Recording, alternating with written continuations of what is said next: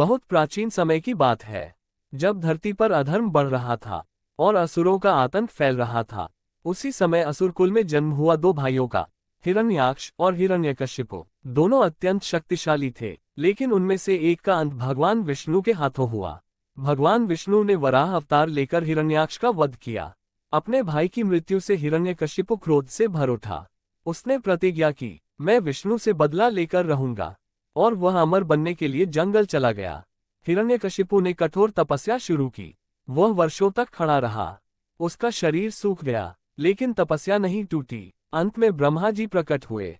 उन्होंने कहा, वरदान मांगो। हिरण्यकशिपु बोला, मुझे अमर बना दीजिए। ब्रह्मा बोले, अमरता संभव नहीं है। तब हिरण्यकशिपु बोला, न मनुष्य से मरूं, न पशु से मरूं, न देव से मरूं, न दानव से मरूं, न दिन में मरूं, न रात में मरूं, न अंदर मरूं, न बाहर मरूं, न धरती पर मरूं, न आकाश में मरूं, न अस्त्र से मरूं, न शस्त्र से मरूं। ब्रह्मा ने वरदान दे दिया और हिरण्यकशिपु अजेय बन गया। अब हिरण्यकशिपु स्वयं को भगवान समझने लगा। उसने घोषणा की, अब कोई विष्णु का नाम नहीं लेगा, सिर्फ मेरी पूजा होगी। जो नहीं मानता था उसे दंड दिया जाता था। देवता भी डर गए। उसी समय हिरण्यकशिपु के घर एक पुत्र जन्मा। उसका नाम था प्रहलाद। वह साधारण बालक नहीं था, वह जन्म से ही भगवान विष्णु का भक्त था। जब प्रहलाद अपनी माता के गर्भ में थे, तब नारद मुनि ने विष्णु कथा सुनाई। गर्भ में ही प्रहलाद ने भक्ति सीख ली। प्रहलाद हमेशा कहते, नारायण नारायण। वे खेलते भी भगवान का नाम लेते। उन्हें गुरुकुल भेजा गया, उन्हें राजनीति सिखाई गई, लेकिन प्रहलाद बच्चों से कहते, भगवान विष्णु ही सबसे महान है। एक दिन हिरण्यकशिपु ने पूछा, बेटा सबसे बड़ा कौन है?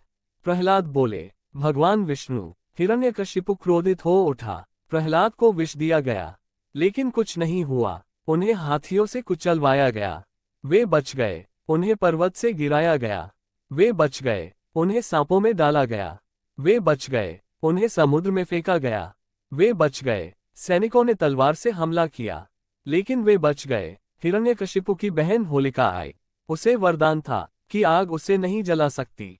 वह आग में बैठी। गोद में प्रहलाद थे। आग जली, होलिका जल गई, प्रहलाद बच गए। एक दिन हिरण्यकशिपु ने पूछा, तुम्हारा भगवान कहाँ है? प्रहलाद बोले, हर जगह।